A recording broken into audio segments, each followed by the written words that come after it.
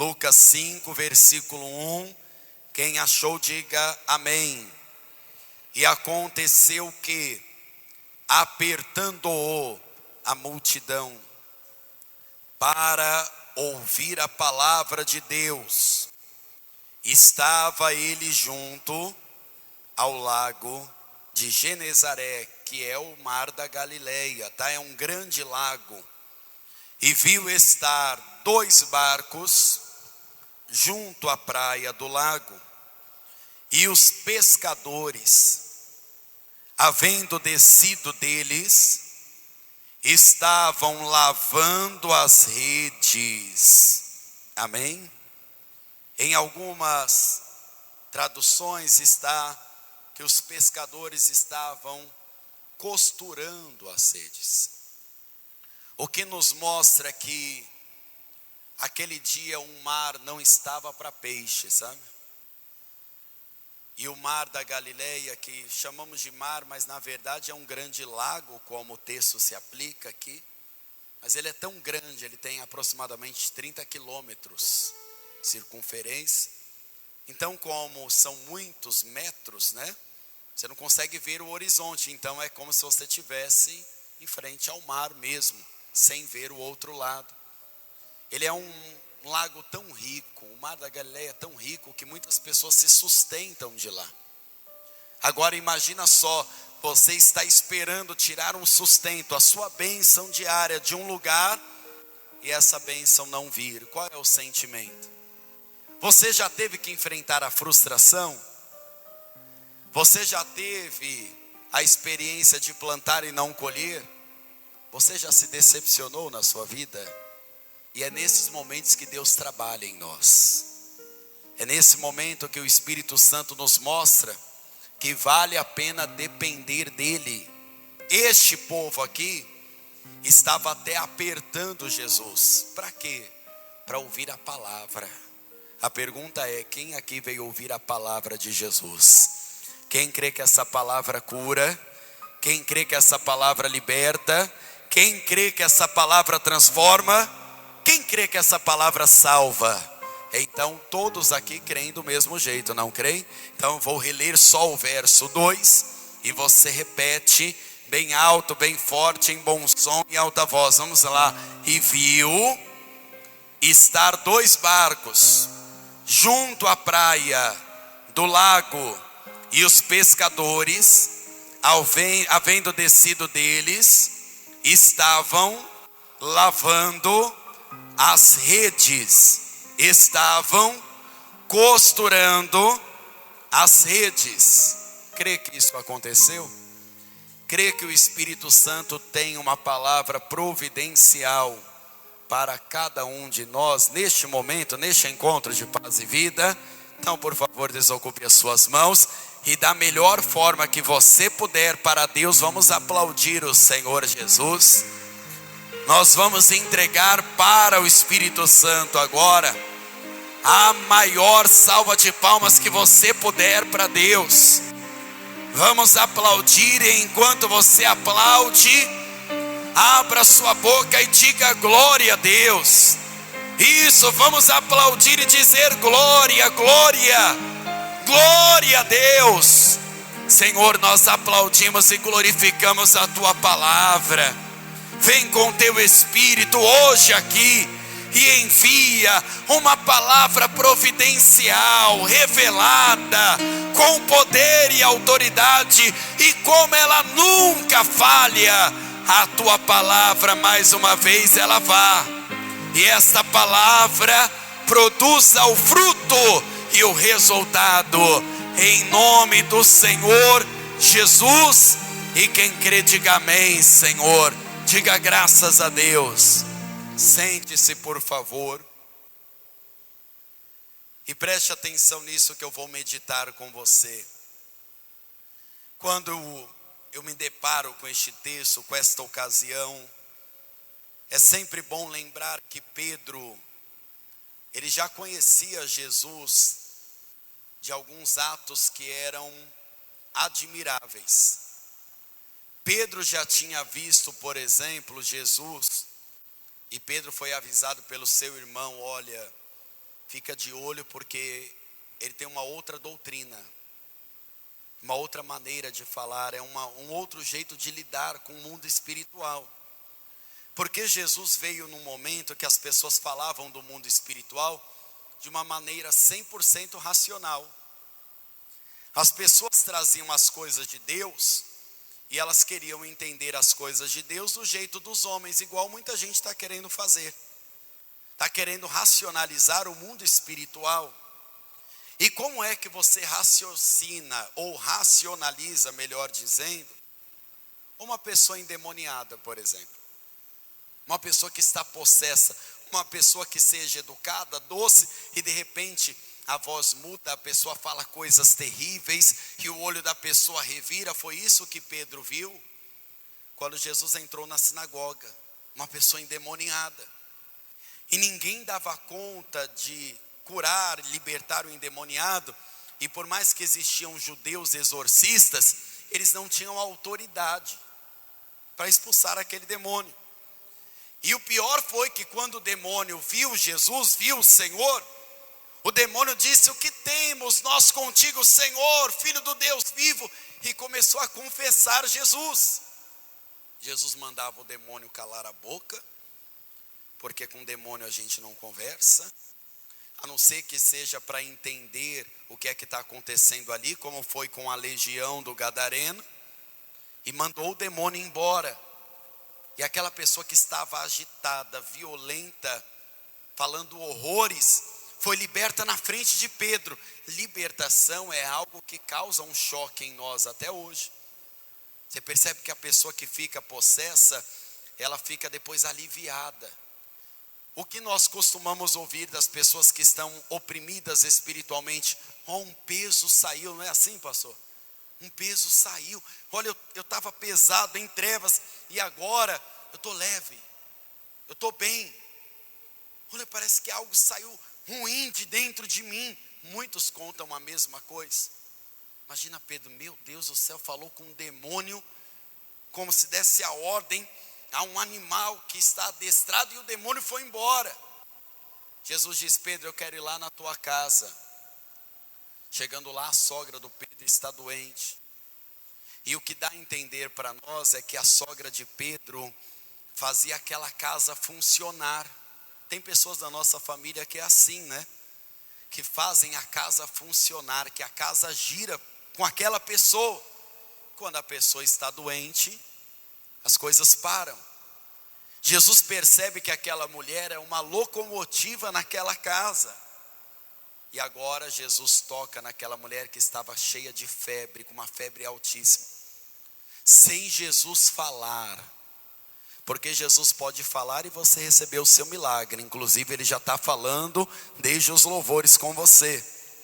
Só que se Jesus tocar, a doença não pode dividir o mesmo espaço com ele. E se Jesus te tocar, toda doença vai embora também. Aquela mulher que estava doente, quase morrendo, salta, está bem, e agora começa a servir. A casa de Pedro vira uma igreja. E as pessoas começam a fazer filas, com pessoas endemoniadas, pessoas doentes, e ele começa a curar a todos, liberar palavra para todos. Só que chega um certo momento, a vida de Pedro é uma vida comum. Quem amanhã já tem que trabalhar pelo pão de cada dia? Por mais que estar na presença de Jesus é algo maravilhoso, e que você esteja nessa presença todo dia, tem hora, meu amigo, que tem que ralar para conquistar o pão de cada dia. E Jesus estava hospedado na casa dele. E você sabe que Jesus comia bastante, você sabe disso? E ainda levava os discípulos com ele. Então Pedro tem que trabalhar para levar o sustento para casa, porque agora tem uma multidão até na casa dele. E Pedro não é um aventureiro, gente. Quem aqui pesca por lazer? Quem pesca por lazer?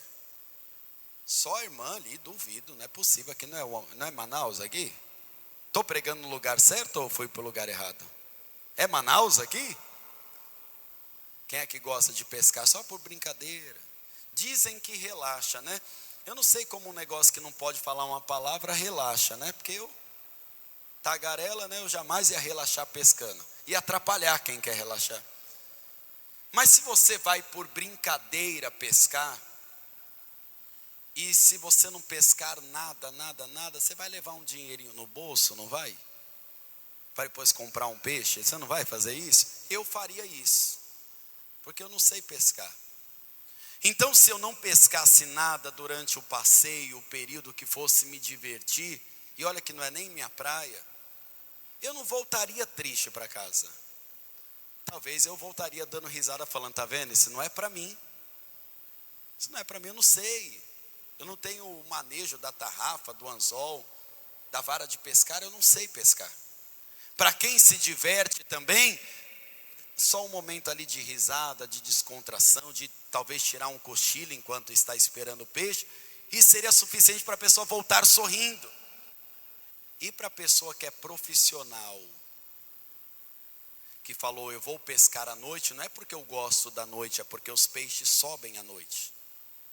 Imagina para um homem que está pescando há anos, e ele sabe exatamente o lugar que tem que ir, a hora, a isca que usa, a maneira que posiciona o barco, quem é da equipe dele, o sócio dele, quem está contando com aquilo para viver. Agora imagina um trabalho de uma noite inteira, e você não pescar nada. Imagina alguém chegando para Pedro, dizendo assim, não, mas fica feliz, Pedro, você viu o endemoniado sendo liberto. Hã? Fica feliz, Pedro, a sua sogra está curada. E Pedro dizendo, mas se eu chegar sem o sustento, a sogra, vai falar, tá vendo, casou com quem não põe o sustento na mesa. Quem tem sogra aqui? Hã? Tá vendo? Ó? Falei para você, né? Tá vendo? Pedro não sabe o que está fazendo. Pedro está numa frustração tão grande. Mas ele, como todo bom trabalhador, ele acredita que amanhã, porque Pedro trabalhou de noite. E quando eu digo amanhã, eu digo que na próxima noite, porque para o judeu você sabe, né? O dia vira às 18 horas. Hoje para o judeu já seria um novo dia, nesse horário que nós estamos fazendo essa reunião. Um novo dia já. Então ele já está preparando, como um bom trabalhador, a rede vazia, costurando, lavando ela, deixando pronto para amanhã. Mas quem está chegando naquela praia, gente? Quem está chegando nesta reunião? Quem está falando com você? E o que talvez você espera só para amanhã, Jesus vai te entregar hoje por essa palavra. Pedro recebe a seguinte ordem: Pedro, eu preciso pregar. Então, por favor, dá o seu barco. Alguém aqui nessa reunião já trabalhou à noite? Alguém já? Querido, com todo respeito aos trabalhadores da noite, eu já trabalhei. Não é uma coisa boa. Eu não me adaptei. Eu lembro que eu tinha um gerente chamado Messias, o nome dele. Ele já fazia 28 anos que trabalhava à noite. Ele falava, logo você acostuma. Aí quando você olhava, ele parecia um morcego. Umas bolsas de... Falei, meu Deus do céu. E olha que eu durmo tarde. Eu achava que eu ia adaptar à noite. Mas trabalhar à noite parece ser mais cansativo do que trabalhar de dia. Quem já trabalhou, é verdade isso para você também? Ou sou eu que sou mole? É verdade? Desgasta mais. Até tem uma tal de insalubridade, né, para quem trabalha à noite, porque só desgasta mais. Que não vale tanto a pena às vezes, né? No meu caso não valia. Então se você chegasse falando para Pedro, o que é que você precisa? Primeiro preciso de dinheiro para levar o pão de cada dia para minha casa. Não tem uma revenda, porque provavelmente ele pescava, tirava o sustento dele e levava os outros peixes para revender no mercado, provavelmente. O pescador faz isso.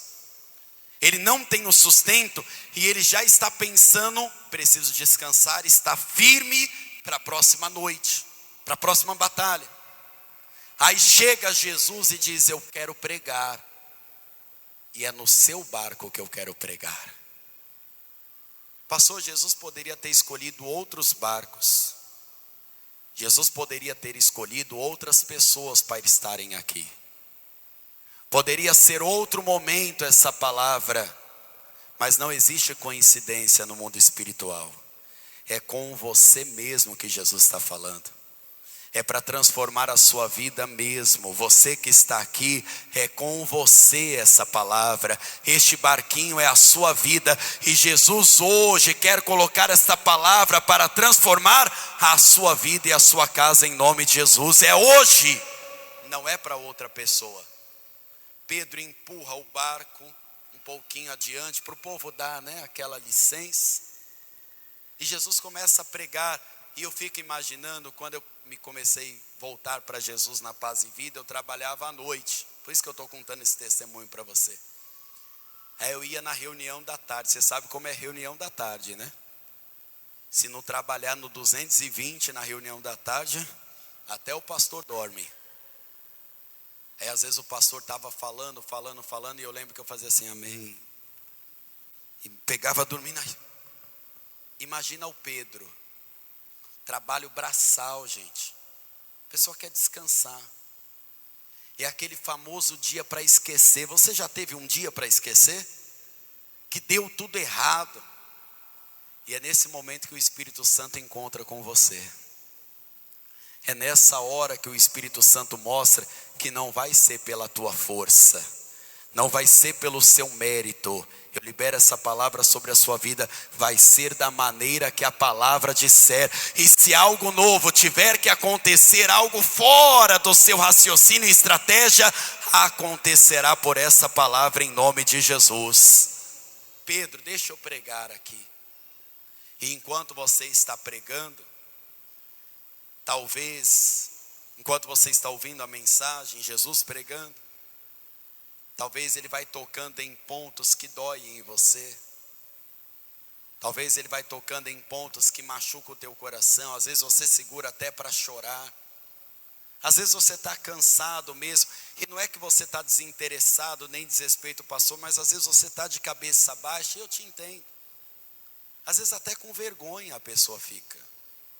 E eu não estou aqui para dizer como você tem que ficar na reunião, porque durante a mensagem é a mesma, mas fala com cada um de uma maneira diferente. E eu tenho certeza que aquela mensagem falou com Pedro. Aquela mensagem falou. Jesus acaba de pregar, eu não sei quanto tempo durou a mensagem, tá? Jesus não pregava curtinho não. Curtinho quem prega sou eu. Jesus pregava de uma maneira alongada.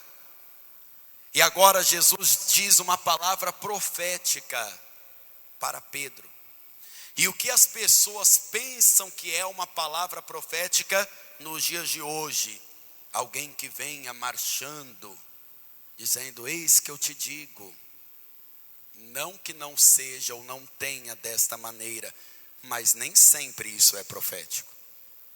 O que é que as pessoas pensam que é uma palavra profética? Olha, fique de braços cruzados, tem uma chave para você. A pessoa, amém. Então, que o mundo se acabe em barranco que eu vou. Deus vai abrir a porta mesmo, né? As pessoas pensam que a palavra profética é uma dádiva de mão beijada. Ou é algo que diz, não tem problema, se você não pescou nada, Deus vai pescar por você. Não! A palavra profética normalmente, ela contraria a sua lucidez humana. E ela traz um desafio nela. É por isso que tem muita gente, olha, receba uma palavra profética, a pessoa faz assim. E palavra profética não é para fazer assim, é para colocar a palavra para funcionar.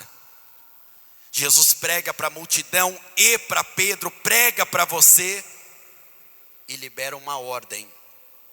Porque depois da palavra tem que ter atitude. Depois da palavra tem que ter o quê? Atitude para viver a palavra. Porque se você não tiver atitude, vai voltar para casa, a semana será igual. É assim que tem sido a vida de muita gente. Poxa, eu vou para a igreja e minha vida não muda. E se você parar 5 minutos para conversar com a pessoa, o que é que você tem feito com a palavra que Deus está te dando? Não, eu creio na palavra. Crê de que jeito? Só ouvindo? Amém. Isso é importante, dizer amém, glória a Deus, levantar a mão, bater palma, dizendo eu creio. Mas é depois da mensagem que Deus observa se você creu ou não. É depois da mensagem que Deus avalia se você creu no profético ou não. E volto a te repetir, profético nem sempre traz movimento, mas pode trazer o desafio. O desafio. Eu creio nessa palavra, então pratica a palavra. Eu quero uma mudança de vida, então ponha isso em prática na tua casa. Eu creio nessa palavra, então entrega a vida para Jesus logo, larga esse mundo, batize-se nas águas. Seja fiel, seja honesto. E para Pedro, o desafio era voltar para o lugar que tudo deu errado. E não ia dar tempo de Pedro ficar com dó dele mesmo, dizendo, poxa, que pena, o mar não estava para peixe. Era voltar na palavra de Jesus. Por favor, versículo de número 4. E quando acabou de falar, disse a Simão, faze-te ao mar alto e lançai as vossas redes para pescar. E respondendo Simão, disse-lhe, eu havendo trabalhado a noite toda, nada apanhamos, mas porque mandas, lançarei a rede. Ele está falando, se dependesse de mim, do que eu entendo, do que é coerente, qual seria a maneira e a atitude coerente? Eu levo minha rede certinha para casa, passo esse dia com a minha sogra, né? Falando mal de mim. Não pesquei, o mar não estava para peixe. Vou dormir um pouco. E amanhã à noite, lembrando que o amanhã para o judeu já é à noite, tá? Nós estamos trabalhando com a visão do Pedro.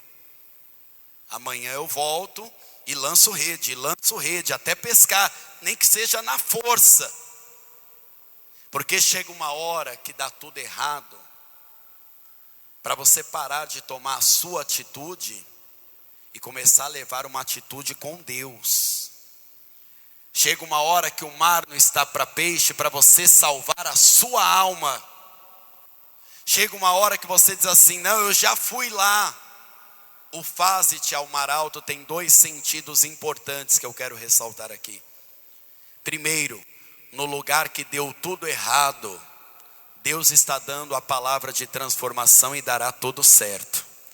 No lugar que você passou vergonha, Deus vai preparar a dupla honra para você. No lugar da frustração tem um testemunho lá. E o faze-te ao mar alto representa águas profundas. Sabe por quê? Tem gente que tem uma vida rasa com Deus, uma oração rasa, uma vida na igreja rasa, tem compromisso só de vez em quando. Verdade ou não é? Faz se der para fazer, faz se der vontade, se esquecer de orar, Deus perdoa, se quebrar a campanha, não, Deus me entende. Está na hora de você provar águas profundas do Espírito Santo. Está na hora de você mergulhar na palavra e no Espírito Santo, porque nas águas profundas, porque Ele manda, milagres extraordinários acontecerão, experiências novas com o Espírito Santo acontecerão, e de lá sairá uma fé inabalável que vai te levar a milagres e a uma vida eterna em nome do Senhor Jesus.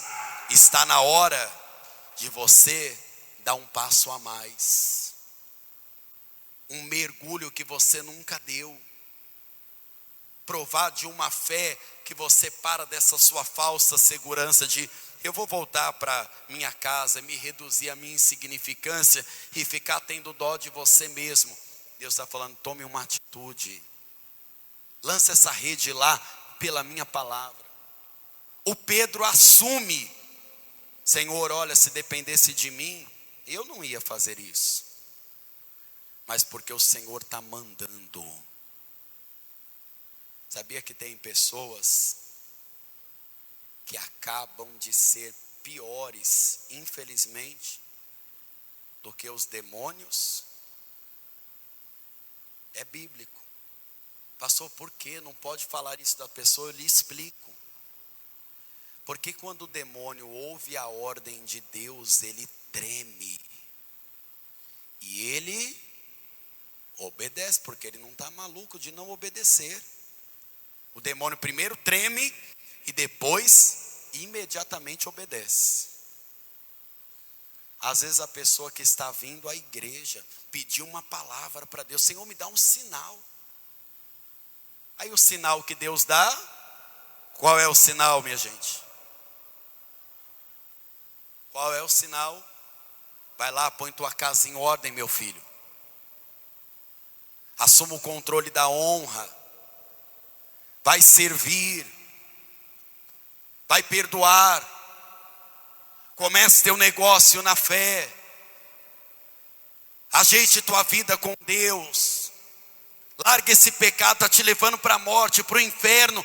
E às vezes a pessoa, não, Senhor, mas sabe o que é? Tem isso, tem aquilo. O Pedro está falando, meu Deus, na minha lógica eu não iria. Mas pelo que o Senhor está mandando, eu vou nessa fé dessa palavra. E não é possível que Deus fale com as pessoas. Eu creio que Deus já está falando. Quem também crê? E a pessoa ainda ficar quase que discutindo com Deus, né? Não é assim que muita gente fica? Não, Senhor, peraí, mas veja bem. Deus já está mandando, faze-te ao mar alto, lança as vossas redes. E quando Pedro lançou, o barco quase ia a pique. O barco quase afundou. Mas Deus não vai mandar bênção para afundar não, tá? Sabe o que está escrito em Deuteronômio 28? E será que, se ouvires atentamente a voz do Senhor teu Deus, tendo cuidado de guardar todas essas palavras, todas estas bênçãos virão sobre ti e te alcançarão. Quando você obedece a Deus, você não vai nunca mais correr atrás da bênção. Tome posse, nunca mais você vai correr atrás da bênção. É a bênção de Deus que vai correr atrás de você e vai te alcançar por causa da obediência. E sabe o que garante a palavra? Que colheram grandes peixes. Mas eu estava observando que colher é diferente a palavra usada para quem pescou maravilhosamente. Porque apanhando, pescou grandes peixes, seria interessante. Mas sabe por que Pedro colheu? Porque ele plantou obediência. E está aqui o desafio para todos nós. Se eu perguntasse para qualquer pessoa aqui, quem quer colher essa pesca maravilhosa, todos diriam, é lógico, manda a palavra profética. Aí vem a palavra profética, mas quem quer obedecer? Quem quer fazer mesmo contra a vontade de Deus? E Pedro começou a dar um sinal. Tiago e João estão no outro barco. Vem nos ajudar. Porque quando tem uma vida de obediência, a bênção chega. Ela não vai chegar só para você.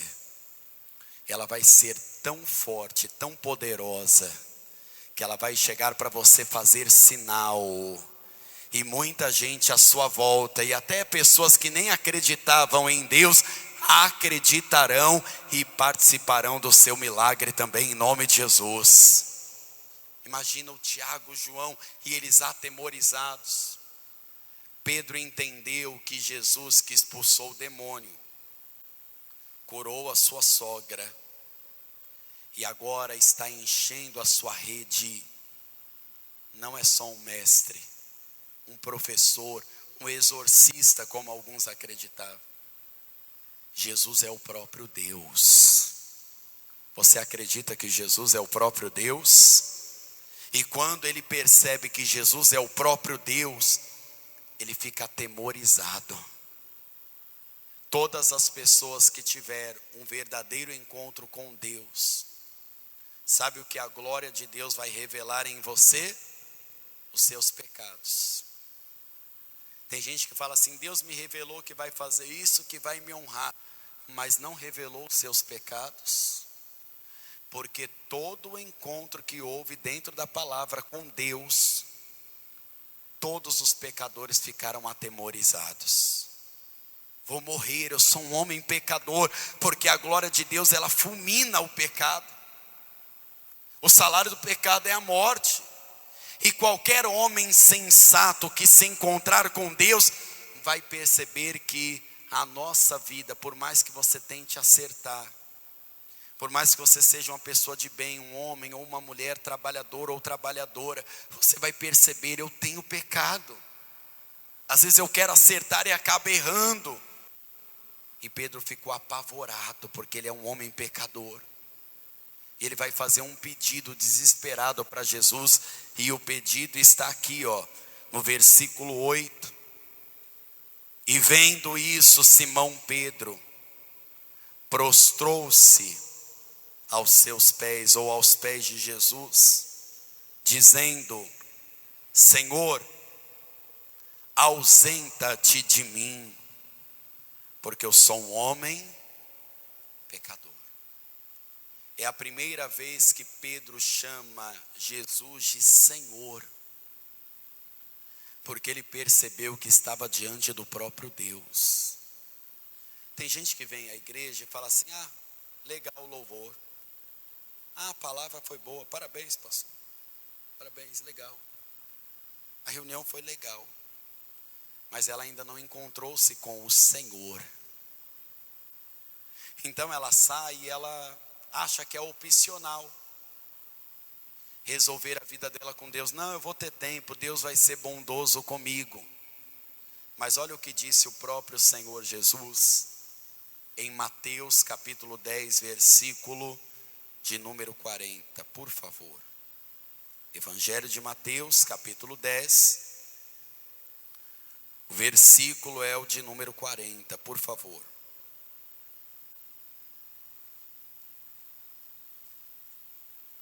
Quando achar, diga amém.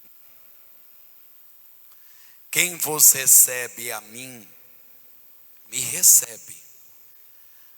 Quem me recebe a mim, recebe aquele que me enviou. Sabe qual é a maior surpresa para o pecador? Não é Jesus só encher a rede dele, ou encher o barco, que Jesus não encheu só a rede, encheu o barco. E não encheu só um barco, encheu dois. Porque quando a bênção chega, é algo avassalador. É você falar: eu tenho muito pecado, Deus, eu não mereço. Mas Jesus fala: eu não quero distância de você, eu quero estar perto de você, porque o meu sacrifício, ele te purifica de todo pecado. Seria muito bom se nenhum de nós tivéssemos pecado. Não seria ótimo? Não seria maravilhoso encontrar com Jesus e falar: Senhor, ainda bem que eu sou limpo, eu não peco? Seria lindo. Mas essa não é a verdade. Todos pecamos. Todos temos algo para pedir perdão para Deus continuamente. E existe um benefício espiritual. Na primeira epístola de João, inclusive João foi a testemunha ocular daquele milagre também. Primeira epístola de João, no finalzinho da Bíblia, tá? No capítulo 2 tem essa revelação. Primeira epístola de João, capítulo 2, versículo 1. Para você entender o contexto dessa palavra, por favor, capítulo 1, versículo 8, tá? Para compreensão é melhor.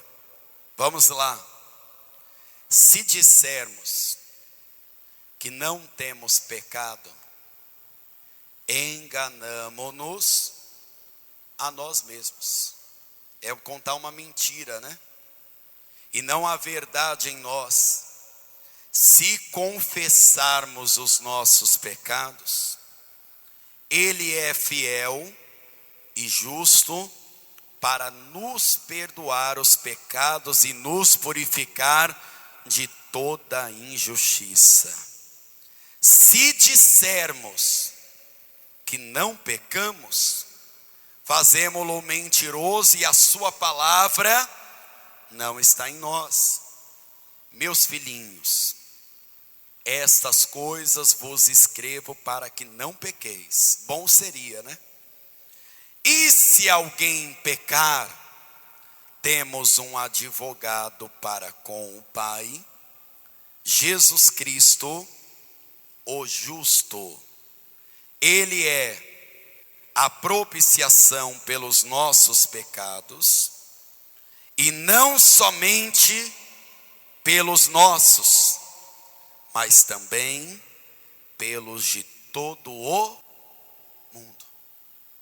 Você sabe que quanto melhor for o advogado, mais altos serão os seus honorários, mais caro ele será. Se o advogado é bom de verdade, você acaba sendo obrigado a pagar o preço que ele cobra, porque ele é bom. Ele te garante que ele tem experiência e vitória no júri o suficiente para aquilo. Mas todo bom advogado da terra pode falhar, pode perder. Pastor, mas eu paguei o melhor advogado. Mas se tem provas o suficiente contra você, você pode ser condenado. Do outro lado do mundo espiritual tem um promotor, que nós conhecemos no termo bíblico como acusador, que acusa você de dia e de noite. O que ninguém viu, esse acusador viu. E por mais que ele seja um baita mentiroso, na hora de te acusar, ele fala a verdade, porque ele sabe das suas falhas. Esse acusador é tão sagaz e tão imundo, que ele usa as pessoas que você ama para lhe acusar. O golpe é baixo. O golpe é baixo. Esse acusador te golpeia. E sabe o que esse acusador está esperando? O dia do juízo final, para ele pegar todas as suas obras sujas, é claro, e mostrar que o que você fez de bom não supriu aquilo que você fez de ruim. E você pode ser uma pessoa extremamente honesta me ouvindo hoje, só que não tem como mentir que não tem pecado. Não tem como você dizer, não pastor, graças a Deus sou muito santo, porque senão você vai estar contando uma mentira e já vai estar pecando outro pecado. Se o acusador é muito bom no que faz, o advogado é melhor ainda. E esse advogado é Jesus Cristo. E ele é de graça para você, e ele tem poder para perdoar todos os nossos pecados. O maior milagre naquele dia não foi uma grande pesca e redes cheias, foi alma lavada e remida pela presença do nosso Senhor e Salvador Jesus Cristo. E o mesmo Senhor está aqui nesta noite, e mesmo que você diga, Senhor, ausenta-te de mim, Ele chega na sua vida e transforma e salva você. Amém? Vamos ficar em pé, por favor. O advogado quer tomar tua causa.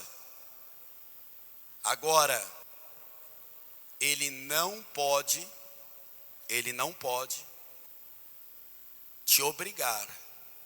Você tem que receber ele. E se recebê-lo, você recebe quem o enviou, o Pai. É simples. Você sabe que no ramo jurídico, os grandes juristas dizem assim, que você pode prestar a sua própria defesa. Você já viu isso em filme? Isso é verdade. O pessoal pode dizer, não, eu mesmo vou me defender. Eu vou me defender.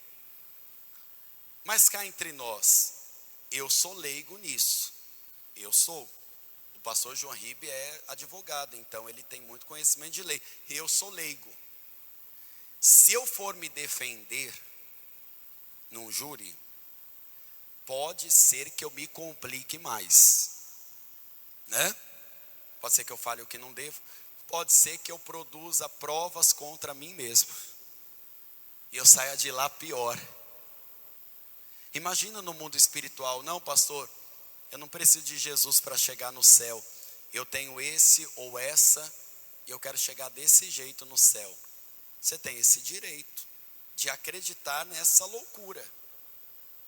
Mas chegando lá, o acusador vai pegar pesado. Tem coisas que, dependendo do que a pessoa já viveu, ela não conta para ninguém. E não é porque ela é mentirosa ou que ela está escondendo. É porque ela sabe que se contar para qualquer pessoa, né? A pessoa não vai ajudar ela, vai derrubar ela. Vai usar aquilo no momento de fraqueza. E o acusador sabe de todas essas histórias.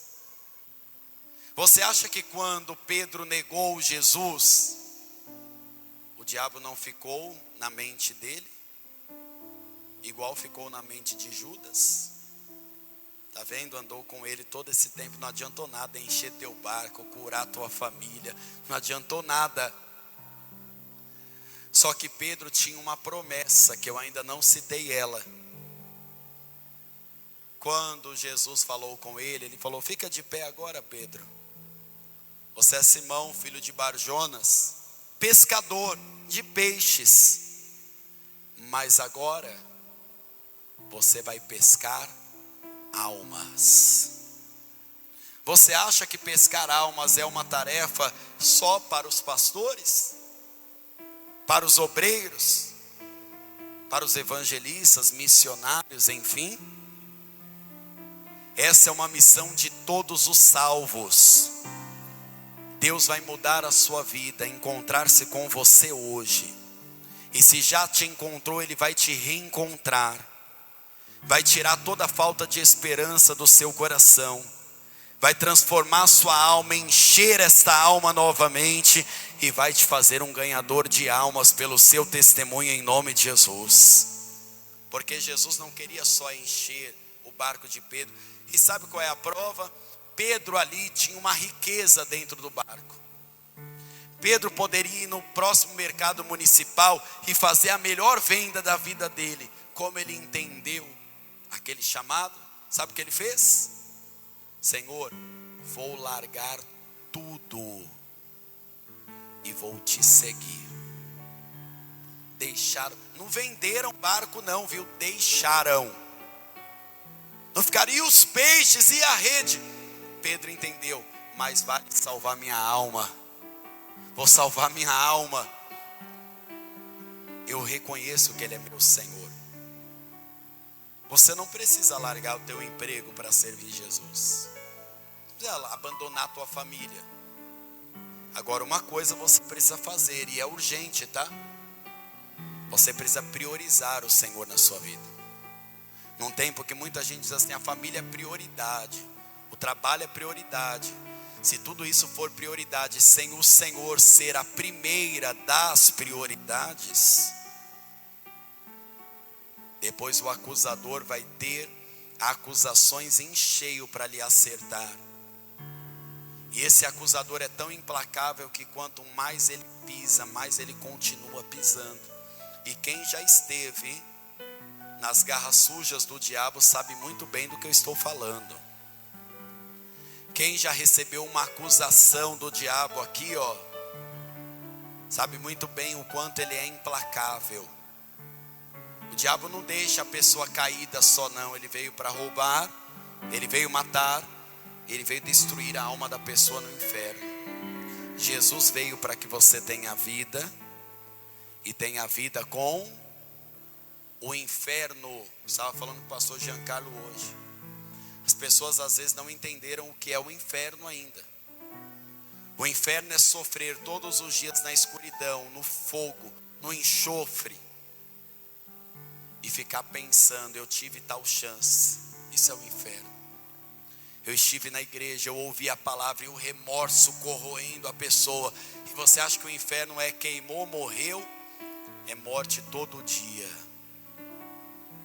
Um lugar tão terrível que nem o próprio Satanás, que é horrível, maligno, quer estar.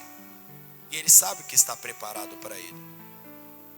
O céu, pelo contrário do inferno, é vida todo dia, renascer todo dia, luz de Deus todo dia, poder de Deus todos os dias, sem choro, sem pranto, sem clamor e sem dor nenhuma, nunca mais. Tudo isso passou, sem lembrança ruim, sem ficar pensando em mágoa.